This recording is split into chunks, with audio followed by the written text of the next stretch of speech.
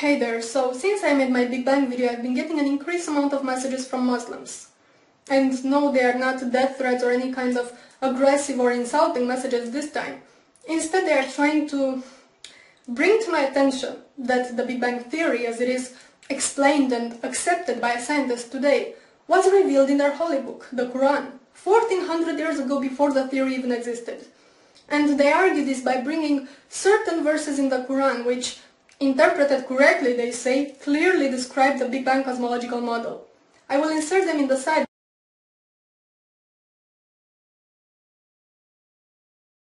Also, if you do a search on YouTube by the terms Quran and Big Bang, you will see what I mean, it's all over the place. Now, I'm not gonna argue and dissect them simply because, well, one, my arguments would just basically say, yo, look, them verses have nothing to do with the Big Bang. To which the responses would be, oh yeah, they do, and this can go on forever. And two, because you can read them for yourselves. I mean, the claim that these verses have any scientific merit to them is as ridiculous as putting a miniskirt on a sumo wrestler and calling it a ballerina. No, he's just wrong. So instead I'm just gonna ask one question to the Muslims making this claim.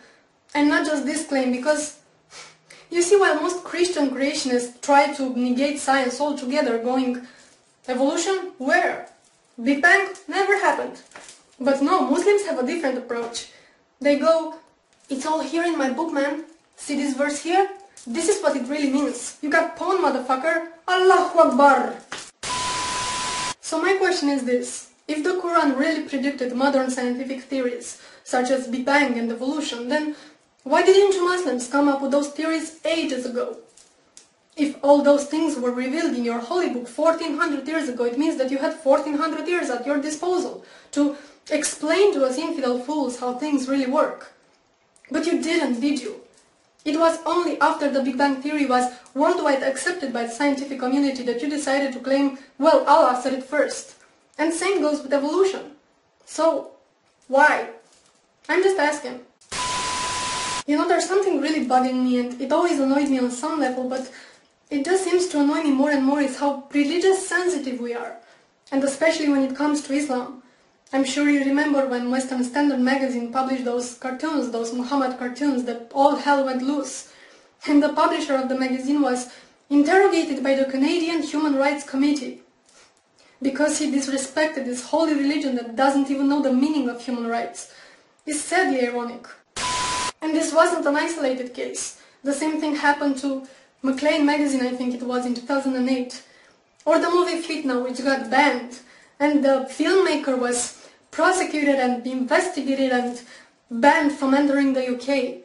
All this while he was under constant death threats from Muslim extremists who were offended that he portrayed Islam as being violent. Again, the irony. And what annoys me even more is the converts.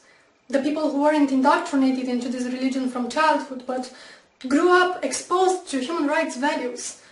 For now to convert to Islam and come preach how wonderful and sciencey and peaceful it is. The religion of peace that punishes apostasy with death.